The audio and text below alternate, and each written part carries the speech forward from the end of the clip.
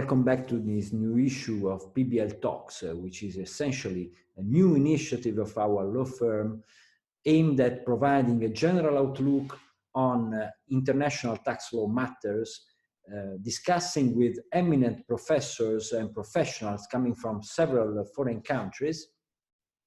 And today we are glad to host Professor Jacques Malherbe from the Leuven University in Belgium, to whom we would like to address the first question regarding the proposal adopted by the European Commission in order to further extend the state aid temporary framework. As we know, this proposal provides several subsidies for the taxpayers, and we would like to know what's your opinion in that regard. Well, I think that the Commission has acted fairly swiftly, and we know that's important because probably state aid is one of the chief tools now in the tax field. Of course, we have directives, we have the treaty, but we know, and Belgium has experienced it recently, that the tax measures can be hit by state aid rules, and this was the case for the so-called excess profit rulings, which were delivered by Belgium. These cases are still pending. Now, if we look at the temporary framework which the Commission has put into place, as amended, extended, there is a coordinated version now. Well, it certainly covers most of the tax measures which have to be taken immediately. Immediately, the concern is to provide liquidity to the enterprises. First, the Commission reminds very exactly that general tax measures are not covered by state aid prohibition, and many of the measures which are taken in the various countries and in Belgium are general tax measures. So that's obvious. Second, of course, always for direct grants and tax benefits, they may be restricted to certain sectors. For instance, they will be restricted to the sectors which were hit by the closure of their business, which had to close, and to self-employed individuals in the same case. That is considered also to be compatible. And that's, for the time being, I think it's sufficient. But the big piece in this temporary framework is certainly the public guarantees on individual loans. The state and in Belgium, the regions want to guarantee loans granted by banks to enterprises, and the banks have spontaneously extended the deadlines for loans. Now, according to the framework, those guarantees may be granted. The premiums, the insurance premiums for those guarantees is lower for small and medium enterprises and for big enterprises, 25 base points for small enterprises, 50 base points for big enterprises during the first year. And there is a limit on the loans. They may not exceed twice the annual wage bill of the beneficiary for last year, or 25% of their turnover for last year. Difficult, of course, to make the calculation, but it can be done. And it may be increased according to justify liquidity needs, which is, of course, important. Liquidity needs for the next 18 months for small enterprises and medium enterprises, or 12 months for large enterprises. So also the duration of the guarantee is limited to 6 years. Let's hope it doesn't last that long. And the guarantee may not exceed 90% of the losses which the banks may suffer on the loans, when there is a proportional sharing of the loss between the state and the bank, and 35% when the losses are attributed first to the state. It covers investment loans, working capital loans, and it may not be granted to undertakings which are already in difficulty. There we fall within the general rules of state aid, which are already provided. So those guarantees, for instance, in Belgium, but in many other countries, will be channeled through the bank. The idea is to spread the risk and to apply that to all loans, the good ones and the bad ones, because that's the principle of insurance, of course, that we mutualize the risk. So the state mutualizes the risk. No, that's what's most important, I think, in the framework. In the framework, you will find many other measures.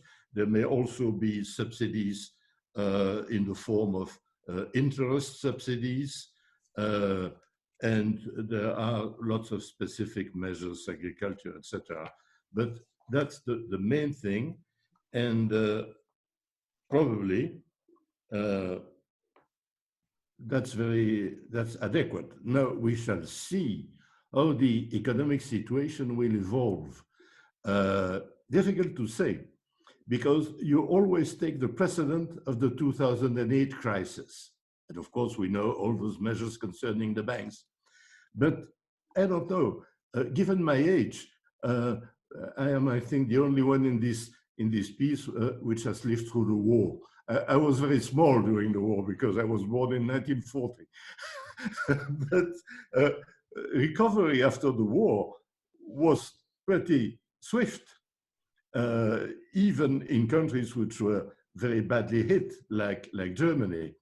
And the whole productive apparatus was destroyed. This time, this will not be the case. Our economic apparatus remains intact. Of course, some enterprises will be hit, and we are back to Schumpeter's theory about creative destruction. Some enterprises will disappear, but that happens all the time, unfortunately. So the main thing is to keep employment alive by retaining, I think, the tie between the enterprises and their employees. And there we have the tool of temporary unemployment, partial unemployment, which is very widely used, and also a special indemnity for independent persons who are forced to be unemployed and are not covered by unemployment insurance. So I don't think we must be that pessimistic. We take the definition of a recession, which is an economic definition, a decrease of the national product during so many months and of so much. But let's remember what happened after the war. Yeah, thank you very much, Jacques. Really clear, fantastic, and a real open overview of the European context. Not only because we need the experience, and that's really important to see in the various difficult parts of our economy how the countries manage the difficulties. And if you allow me, I will step down from the European to the domestic side. And we would be glad to know how the Belgian legislation is reacting to the crisis to defend the internal economy for, as you said, we need liquidity, we need subsidies, and so we are also facing the various domestic legislation. So if you have time, it would be nice to have a short overview of the Belgian activities and legislation on it. Certainly. The Belgian government reacted immediately, and first, the Belgian government had to be created because of a political crisis. Belgium had no government anymore. The former government was, I see, provisionally continuing. And as the political parties, it's a situation which is very similar to the Italian situation. The political parties couldn't come to an agreement. Finally, they decided to back most of those parties decided to back the provisional government and to make it a final government, a full government for 3 months, being with a possible extension to 6 months. So we have a government with a lady who is a Prime Minister, Mrs. Wilmès, Mrs. Sophie Wilmès, a member of the Liberal Party. So it has special powers. So it may legislate within specific fields, of course, without parliamentary control. It may supply aid to the enterprises, provide liquidity to the market, and take tax measures to that effect. So that was the law. And this has been done then through a host of measures which are not, I must say, very original. You will find them in the OECD inventory of tax measures, which has been made. It's a sort of advice kit for governments. And well, I don't know whether it existed when Belgium started with the measures, but they fall within that inventory. First, the payment of income taxes and of VAT, which falls due regularly, has been delayed for some months. So it provides liquidity. The refund of VAT has been accelerated. It provides liquidity. It is possible for an enterprise which is hit by the virus to apply for a payment plan for income tax and VAT without interest and of course without fines. But they must demonstrate, there is a form which they must fill in, and they must demonstrate the situation. The forced recovery of taxes is suspended for the time being. Then very technical measures, taxes must be paid by anticipation. Corporate taxes, for instance, the percentages have been modified so as to be more favorable. Also, the deduction of bad debts. You know, bad debts cannot be deducted for a general economic problem. Are we faced with a general economic problem or with specific problems for the enterprises hit by the coronavirus and which fail to reimburse? Well, bad debts may be deducted. It is a specific problem. Then the deadline for filing tax returns has been extended. And of course, as teleworking, what we are doing right now, is favored by the government, I must say, the benefit in kind, which workers may enjoy because they have the tools to do teleworking, will be a very small benefit in kind. I don't know whether what we are doing now falls within private or professional activity. So that's it. Now, Belgium is a complicated country. It's divided in 3 regions: Wallonia, Brussels, and Flanders. And there are regional measures also. And those regional measures, that's typical of Belgium, are slightly different. In Wallonia, for instance, each small enterprise gets immediately cash in the amount of 5,000 euros if they have to close, and 2,500 euros if they have to close partially. In Brussels, it's 4,000 euro and 2,000 euro for partial closing. In Flanders, it is 3,000 euros if there is a decline in 60% of turnover.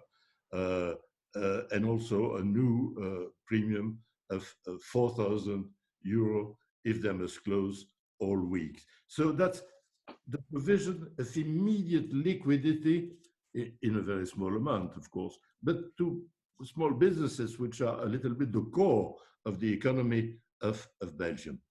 And then, of course, there is the big chunk, which is the loan guarantees.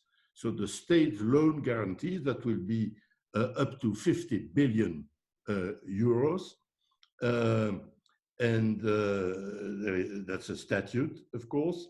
It covers only additional credits, and it is in conformity with European law, and there is a decision of the Commission approving those loans, approving the scheme of guarantees. So that will certainly be put in place very swiftly through the banks. And then there are also regional guarantees. In Wallonia, in Brussels, in Flanders, they are different. The Flemish scheme has been approved now by the Commission, because all this must be notified, of course. And there is also one specific Walloon scheme to airports, for airports, which has been approved. So that's, so far, it's not the end of the story. And the question is, of course, what are the appropriate tax benefits to be granted in those circumstances? I think that we must not necessarily look at what has been done in the past. For instance, I saw in the OECD document, which Philip Baker has commented with your firm, the loss carrybacks. I don't think that loss carrybacks are very useful. We don't look to the past, we look to the future. And we have to take the situation of the enterprises now and assist them as of now. Also, excess profit taxes, is that a good idea? Well, of course, some enterprises are making excess profits. So what? It's not like after the war. After the war in Belgium, we had a very specific scheme. All banknotes were annulled and had to be replaced. So that was the so-called Gut operation. Gut was the Minister of Finance at that time. I still had the opportunity to know him when he was very old. He was very proud of that scheme because, of course, it allowed all war profits to be practically confiscated by an excess profit tax of up to 90%. This is not at all the situation which we are living through now. And the National Bank and the European Bank are doing what is necessary to provide liquidity to the market. So it is a completely different situation. The big problem is liquidity, keeping employment, and keeping the economic tools. And I would have then, but that's a much wider European problem, solidarity between European states. And we are not very far. We've made some steps there, but it's of course not enough. We must consider that Europe, for that purpose, is one country. It is so obvious. As my hobby, I am a member of the Byzantine Society, and I study, and we have meetings every week to study the catastrophes and plagues in Byzantium. And you see so well that at the end of the Byzantine Empire, with the fragmentation of states, this is what led to the decline of Eastern Europe and the Byzantine Empire. well, with all those small countries in Europe, if we don't make it a strong empire, I would say, well, we may be at the beginning of a very swift decline. So let us remember Byzantium. Thank you very much, Jacques. We do agree with you that the current situation is a totally brand new situation. We do agree about the fact that we need more liquidity than other different proposals. I like the idea, the measure adopted by your state about the acceleration of the VAT reimbursement. That's, of course, an interesting tax measure, but taxation probably is just an instrument to help the main thing, which remain the liquidity for the companies and private people. So thank you again, Jacques. I hope to have the chance to see you back again in the next future. And thank you again. Thank you very much for the initiative. Bye-bye. Thank you, Jacques. Bye.